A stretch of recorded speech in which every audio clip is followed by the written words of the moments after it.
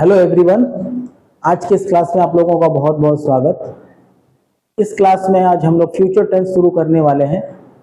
Future tense को पढ़ेंगे और जानेंगे कि फ्यूचर टेंस क्या होता है। तो ऐसे सेंटेंसेस जो हमारे वर्तमान पास्ट के बारे में कुछ नहीं कहता, वो हमारे आने वाले समय के बारे में बताता है। तो ऐसे एक्शन को हम लोग क्या कहते हैं? Future tense. ठीक है, हिंदी में समझ लिया जाए तो जिस सेंटेंस के लास्ट में गा गी गे लगा रहता है, जिस सेंटेंस के लास्ट में क्या लगा रहता है? गा गे गी, वो सेंटेंस किस में चला जाता है? फ्यूचर टेंस में चला जाता है। किस में जाता है? फ्यूचर। लेकिन फ्यूचर टेंस भी कितना प्रकार का है?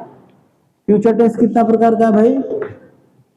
फ्यूचर टेंस भी 4 प्रकार का है। पहला सिंपल फ्यूचर, इसका दूसरा नाम क्या है? Future indefinite. Future indefinite. दूसरा क्या है? Future continuous. तीसरा क्या है? Future perfect.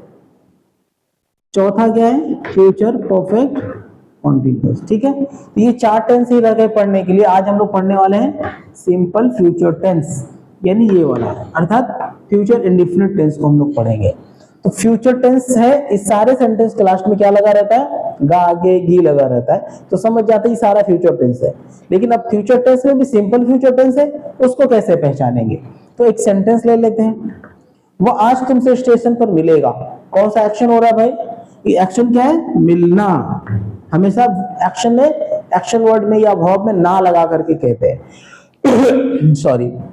वो आज तुमसे स्टेशन पर मिलेगा। मिलेगा मतलब मिलना, मिलेगा। तो मिलेगा भर में गा लगा हुआ है, देखो गा लगा हुआ है, तो कौन सा टेंस में जाएगा? फ्यूचर में। यानी कि भर्व के साथ ही गा गे गी लगा रहेगा। मिलना भर्व है, उस भर्व में क्या लगा?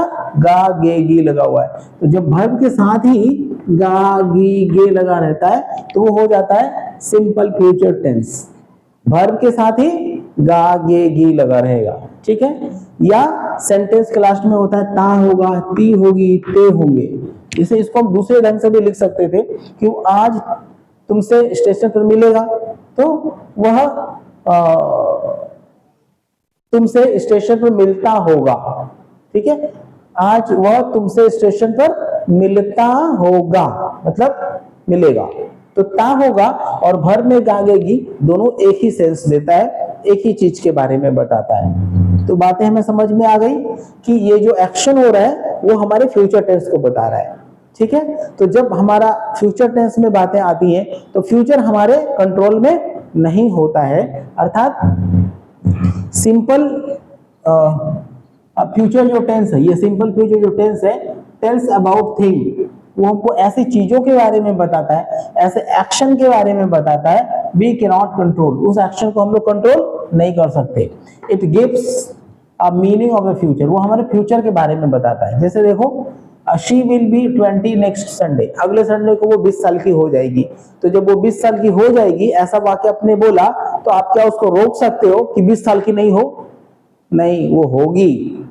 ठीक है, दैट इज सर्टेन, वो होना ही है। तो कुछ ऐसे एक्शन होते हैं जो हम फ्यूचर में होते हैं और वो हमारे कंट्रोल में नहीं होते। तो ऐसे सेंटेंसेस को भी हम क्या कहते हैं? Future continuous, future simple future tense. She will be 20 next Sunday, अगले संडे को वो 20 साल की हो जाएगी।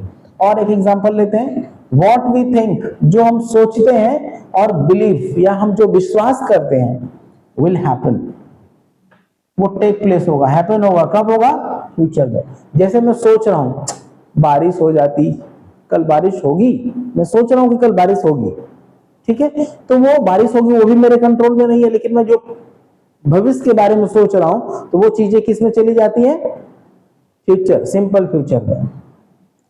तो एग्जांपल लेते हैं, तो what we think or believe will happen in future, वो भविष्य में होगा। जैसे Anant will become an engineer in his life, Anant अपने लाइफ में क्या बनेगा? इंजीनियर बनेगा।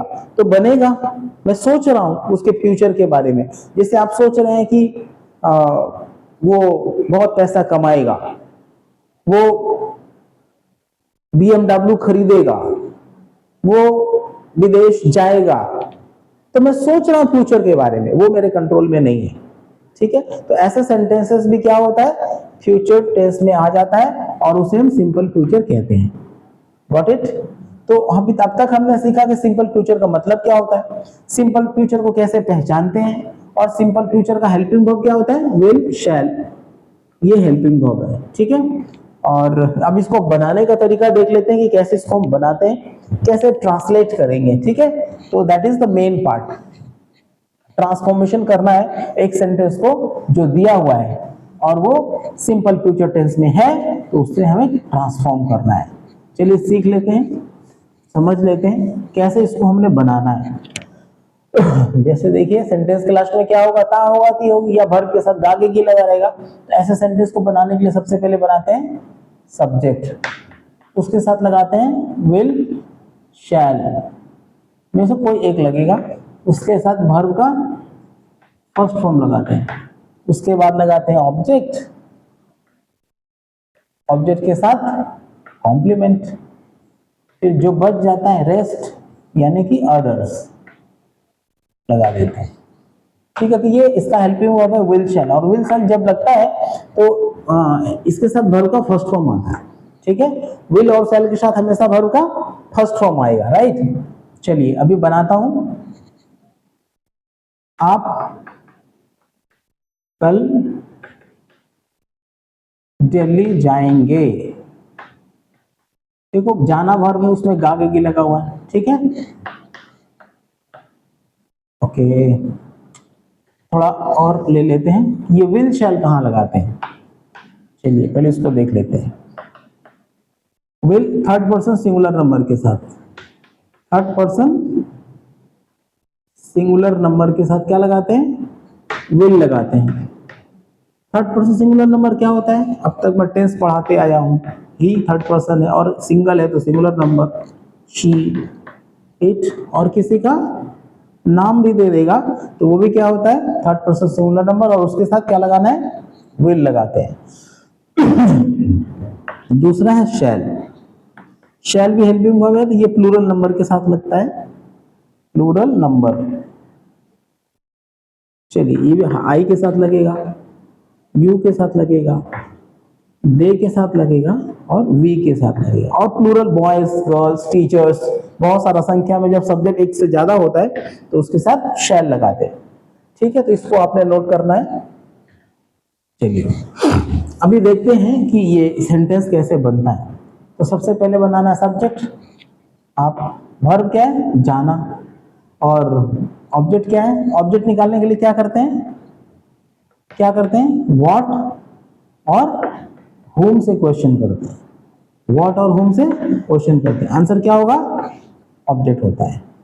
ठीक है, तो आप कल दिल्ली जाएंगे, क्या जाएंगे, कुछ नहीं, होम किसको जाएंगे, कुछ नहीं, तो ये कल हो गया कॉम्प्लीमेंट। ठीक है, दिल्ली हो गया कॉम्प्लीमेंट, इसको हम लोग रेस्ट मान लेते हैं। अभी बनाते हैं, आप मतलब यू, यू उसके साथ shall, you shall go to Delhi, कल मतलब आने वाला कल ना, तो यस्टरडे। ठीक है, यस्टरडे, ये अगर आप yesterday, sorry sorry sorry sorry sorry, क्या होता है, टुमारो, आने वाला कल है तो टुमारो, जाएंगे मतलब आने वाला कल, अगर यस्टरडे लिख दिया तो तब तो गलत हो जाएगा। ये हो गया अफर्मेटिव सेंटेंस। अभी नेगेटिव बना लेते हैं एक, वह तुमसे आज स्टेशन पर नहीं मिलेगा, स्टेशन पर नहीं मिलेगा, नहीं लगा है तो क्या हो गया, नेगेटिव। एक और ले लेते हैं, क्या तुम्हारी बहन आज घर पर आएगी, घर पर आएगी। मान लीजिए कोई त्योहार है तो कोई पूछ रहा है क्या तुम्हारी बहन घर पर आज आएगी, ठीक है, तो क्या पहले लगा तो इंट्रोगेटिव हो गया, और इंट्रोगेटिव के लिए क्या करते हैं, हेल्पिंग वर्ब को बाहर लगा देते हैं। चलिए इसको बनाते हैं। एक्शन वर्ड क्या है? मिलेगा, वर्ब के साथ गा, वर्ब। कौन मिलेगा? तुम, सब्जेक्ट। किससे मिलेगा? तुमसे। स्टेशन पर और आज, एक कॉम्प्लीमेंट हो गया और एक रेस्ट हो गया। बनाते हैं सबसे पहले सब्जेक्ट, तुम, तो हो गया यू, यू शैल।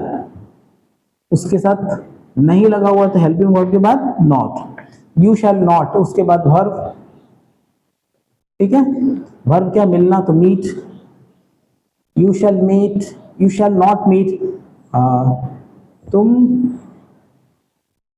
मुझसे, meet me, you shall not meet me, तुम मुझसे नहीं मिलोगे स्टेशन पर आज, एट द स्टेशन टुडे, या टुडे एट द स्टेशन, ठीक है, एक ही बात है। Meet me today at the station. ये नॉट लगा था इसलिए नेगेटिव हो गया, ठीक है। अभी क्या पहले लगा हुआ, मैंने इंट्रोगेटिव है, तो ये विल शैल जो भी हेल्पिंग वर्ब है उसको बाहर निकाल देते हैं। तो विल है तो बाहर, शैल है तो बाहर। क्या? तुम्हारी बहन, तुम्हारी बहन क्या है? सिंगल है, तो क्या लगेगा? विल, तो विल पहले लगा दिया, तो विल योर सिस्टर। उसके बाद क्या लगाना है? वर्ब, वर्ब क्या है? आना, आना मतलब कम, तो विल योर सिस्टर कम, ठीक है। अब ऑब्जेक्ट क्या है? घर पर आज, लेकिन यहाँ ऑब्जेक्ट है ही नहीं, कॉम्प्लीमेंट है, क्योंकि क्या और किसी से क्वेश्चन करेंगे तो आंसर नहीं मिलेगा। तो will your sister come home, घर पर, ठीक है, आज, टुडे, इंट्रोगेटिव। तो will your sister come home today, आज तुम्हारी बहन क्या घर पर आएगी? अगर विल अंदर चला जाता तो तुम्हारी बहन आज घर पर आएगी, लेकिन क्या पहले लगाया तो विल लगाना पड़ेगा, और ये क्वेश्चन मार्क, ठीक है। चलिए एक और 4 नंबर वाला क्वेश्चन ले लेते हैं जो कि बहुत इंपॉर्टेंट है। वो 4 नंबर वाला क्वेश्चन हमारे लिए बहुत प्रैक्टिस में आता है। हमारे जब बोलते हैं तो वो वही बातें आती हैं 4 नंबर वाला। तो 4 नंबर को बनाने का फॉर्मूला क्या था? सबसे पहले WH वर्ड, फिर हेल्पिंग वर्ब, फिर सब्जेक्ट, फिर नॉट रहेगा, तो नॉट याद हो गया होगा आप लोगों को। उसके बाद वर्ब, ऑब्जेक्ट, कॉम्प्लीमेंट, रेस्ट, ठीक है। चलिए एग्जांपल लेता हूं। वह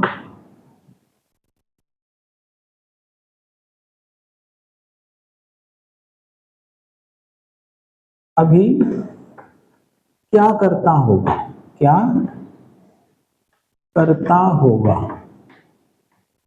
देखो ता होगा, देखिए ता होगा, ठीक है। बनाते हैं। तो WH वर्ड क्या है? क्या, तो क्या वॉट हो गया। यही वॉट अगर पहले होता तो हेल्पिंग वर्ब बाहर आता, लेकिन क्या अंदर है तो ये WH वर्ड का काम करता था। वॉट, हेल्पिंग वर्ब क्या है? विल शैल। वह के लिए क्या लगेगा? What will. उसका सब्जेक्ट क्या है? ही। वॉट विल ही, नॉट है नहीं, तो what will he do, verb.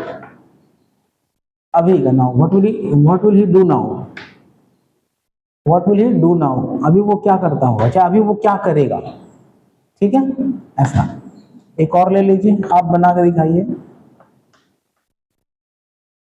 तुम मेरे घर शाम को क्यों नहीं आओगे? शाम को क्यों नहीं आओगे? आओगे वर्ब है, वर्ब के साथ गागे की लगा हुआ है। बनाइए।